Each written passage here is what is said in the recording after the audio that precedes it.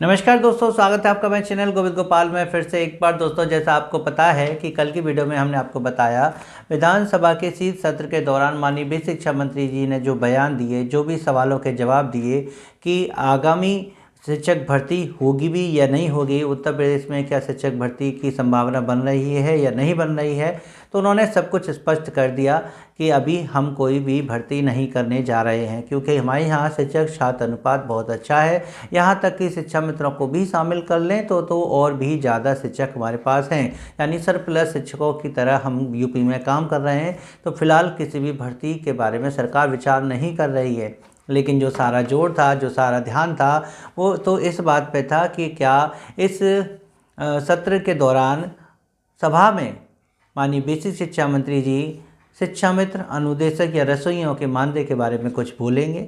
सभी शिक्षा मित्र उम्मीद लगाए बैठे थे, आस थी उनको, क्योंकि काफ़ी दिनों से वो इस तारीख का इंतजार भी कर रहे थे। और अब तक जो संगठनों के द्वारा जो भी कार्य किए गए, उससे तो ऐसा लग रहा था कि जैसे सब कुछ तैयार है, बस घोषणा की बाकी है। और ये सत्र घोषणा वाली ही जगह तो थी जहां सरकार चाहती तो घोषणा कर सकती थी कि हम शिक्षा मित्रों के लिए, अनुदेशकों के लिए और रसोइयों के लिए ये व्यवस्था करने जा रहे हैं।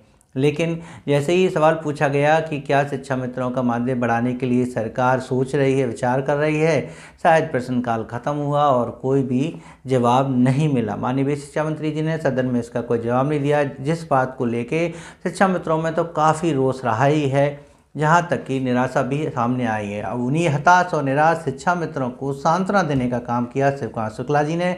उन्होंने एक लंबी सी पोस्ट लिखी और उसमें सब कुछ बयान किया कि आखिर ऐसा क्यों है और आप परेशान ना हो, संगठन अब भी प्रयास कर रहा है।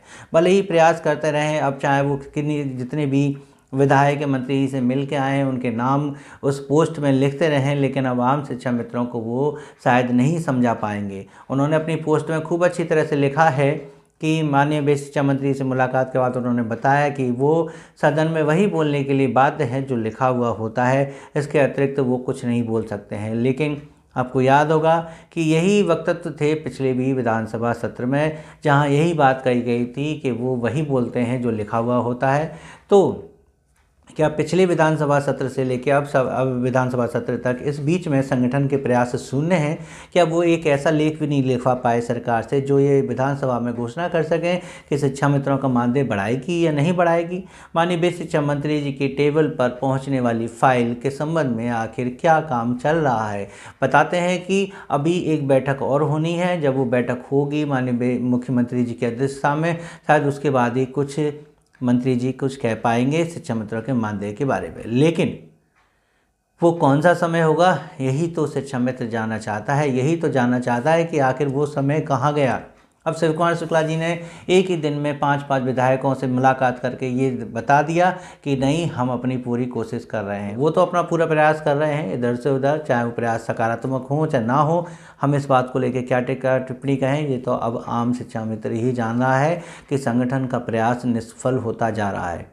वो भले ही धैर्य बांधने की शिक्षा मित्रों के लिए कह रहे हों, लेकिन अब ऐसा मुश्किल लग रहा है। यहाँ तक कि कुछ शिक्षा मित्र तो अब संगठन की कार्यशैली पर ही प्रश्न चिन्ह लगा रहे हैं कि आखिर संगठन कुछ कर भी रहा है या शिक्षा मित्रों को सिर्फ साधने का काम कर रहा है। संगठन ने बताया है कि वो AK शर्मा जी से मिल के आए हैं, हमारे संरक्षक श्री चंद शर्मा जी से मिल के आए हैं और बेबी रानी मौर्य जी से भी मुलाकात करके आए हैं। अनिल जो हैं उनसे भी मुलाकात करके आए हैं, विधायक जी हैं, उनसे भी मुलाकात करके आए हैं। तो इन सभी से मुलाकात भले की हो, चाहे मुख्यमंत्री से बात कहने के लिए क्यों ना कहा हो, लेकिन ये कार्य तो पहले ही बहुत बार हो चुका है और पहले भी कर चुके हैं। तो अब शिक्षा मित्रों को क्या उम्मीद है, क्या चाहते हैं वो कि जो है शिक्षा मित्र के लिए कोई अगली नई डेट आप प्रस्तावित करें, संगठन कोई नई डेट बताएगा।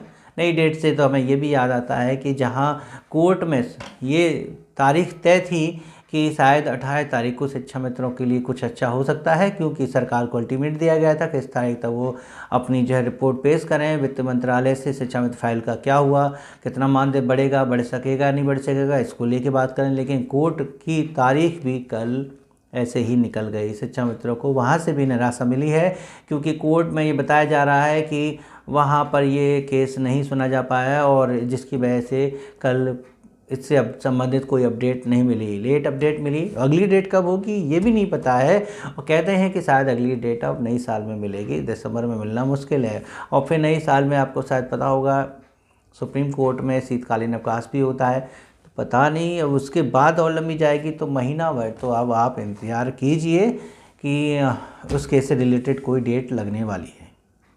तो कितना इंतजार करेगा? क्या सच्चा मित्र अब जनवरी के बाद के लिए इंतजार करेगा कि कुछ हो पाएगा, या उससे पहले संगठन कुछ प्रयास करेगा? तो हम यहाँ बात करने आए हैं कि शिव कुमार शुक्ला जी के द्वारा जो भी प्रयास किए जा रहे हैं या अन्य संगठन जो भी प्रयास कर रहे हैं वो आखिर धरातल पर हैं या नहीं, या सिर्फ और सिर्फ केवल बातों में, बयानबाजी में, या फिर सोशल मीडिया पर ही चल रहे हैं। ये बात तो स्पष्ट है कि प्रयासों का जो है परिणाम तो निकल के आया है, कुछ तो सफलता हासिल हुई है। लेकिन कहते हैं ना कि खाली दौड़ने से नहीं बल्कि रेस को जीतने से ही कुछ हासिल हो पाएगा। तो भले ही हमारी दौड़ अच्छी है, हम सही काम कर रहे हैं, सही दिशा में काम कर रहे हैं, लेकिन जब तक मंजिल प्राप्त नहीं होगी हमारी दौड़ व्यर्थ जाएगी। इसलिए संगठन को जो भी वो प्रयास कर रहे हैं, अब वो वक्त है कि अपने इस दौड़ को ख़त्म करें, समापन की तरफ लेके आएँ, परिणाम जल्द से जल्द जारी करवाएं, ताकि पता चल सके कि आखिर शिक्षा मित्रों के नसीब में कौन कौन सी खुशियां शामिल हैं। क्या नई साल उनके लिए खुशियां लेके आएगी? अब नई साल के नाम पर क्या शिक्षा मित्रों को ठहराया जाएगा कि आपका नव वर्ष बहुत अच्छा बनेगा? आपके संबंधित जो दो आदेश हैं वो तो जल्द ही जारी हो जाएंगे। मूल विद्यालय वापसी को लेके, छुट्टी को लेके ये जो आदेश हैं क्या वो जल्द ही जारी कर दिए जाएंगे? रहेगा मानदेय वृद्धि वाला कार्य, तो उसके लिए माननीय मुख्यमंत्री जी की व्यस्तता जैसे ही ख़त्म होगी शायद उस पर भी कार्य करना शुरू करवाया जाएगा। और लास्ट में एक अपडेट और देना चाहेंगे हम शिक्षा मित्रों से जुड़ी हुई कि टेट पास शिक्षा मित्रों के लिए भी निराशा भरी बात है कि जब सदन में माननीय वित्त शिक्षा मंत्री जी ने ये कह दिया है कि कोई भी भर्ती अब नहीं करेगी सरकार, जब तक छात्र शिक्षक का रेशियो बना रहेगा तब तक कोई भी भर्ती प्रदेश में नहीं आएगी। तो टेट पास शिक्षा मित्र यानी कि गुड्डू सिंह जी अब क्या अपना धरना जो है लगाएंगे? क्योंकि उनका धरना 3 जनवरी के आसपास सभी जिला मुख्यालयों पे थी कि उसे सरकार से अपनी बात मनवाएंगे। शिक्षकों के समान वेतनमान या शिक्षकों के समान पद चाहिए उनको, क्योंकि शिक्षक जैसी समान योग्यता टेट पास शिक्षा मित्र रखते हैं। लेकिन ये सारी बात घुमा फिरा के ख़त्म हो जाती है जब बात आती है कि शिक्षकों की तो ज़रूरत है ही नहीं, यूपी में छात्र शिक्षक अनुपात पूरा है। तो अब ये बाकी के 50,000 टेट पास शिक्षा मित्र क्या करेंगे? अब 2 नए संगठन बने हैं टेट पास शिक्षा मित्रों का। दोनों ही संगठन की क्या कार्यशैली रहेगी, दोनों ही आपस में किस तरह से मिलजुल के काम करेंगे या अलग अलग काम करेंगे, सब पर बातें हुआ करेंगी। एक नया संगठन बनने से कुछ नई उम्मीदें शायद आम शिक्षा मित्रों के बीच आ जाएं। तो जो भी होगा आपको ज़रूर अवगत कराएंगे, और हमारे चैनल से जुड़े रहने के लिए आपसे अनुग्रह विनती है, और चैनल को सब्सक्राइब ज़रूर करें। वीडियो अच्छी लगे तो प्लीज़ लाइक करें, शेयर करें, ताकि शिक्षा में तो बेसिक शिक्षा से जुड़ी अपडेट हम आपको दे सकें। तो आज की इस वीडियो में बस इतना ही था। उम्मीद है आपको पसंद आई होगी। तो नमस्कार, जय हिंद।